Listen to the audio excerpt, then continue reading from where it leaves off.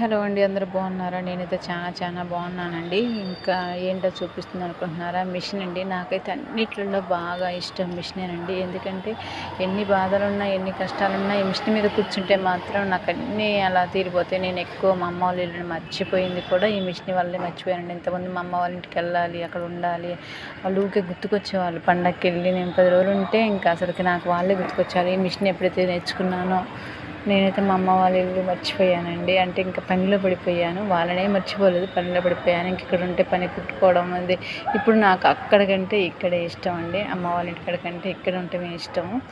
మన అలవాట్లు అలా మారిపోతూ ఉంటాయి. మీ అందరూ కూడా ఇలానే ఉంటుందండి. నాకైతే చాలా మళ్ళీ మిషన్ కుట్టడం చాలా ఇష్టం.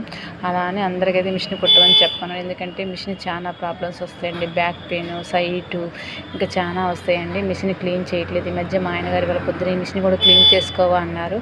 ఇంకా నేనైతే ఇక మిషన్ తుడుస్తున్నాను. తుడిచాక మిషన్కి ఎవరికైనా ప్రాబ్లమ్స్ ఉంటే చెప్పండి. నేనైతే కామెంట్ బాక్స్లో కామెంట్ చేయండి.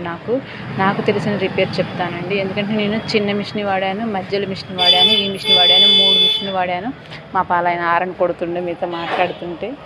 ఇంకా అందుకనే నాకు తెలిసిన రిపేర్ చెప్తాను. అదే చిన్న మిషన్ అయితే మొత్తం ఇప్పించేస్తాను, ఇంకో మిషన్ కూడా ఇప్పించేస్తాను. దీనికైతే కొంచెం వర్క్ ఇచ్చేస్తాను. ఇంకా మీరందరూ ఏం చేస్తున్నారండి? అందరికీ రాయండి. మా పాప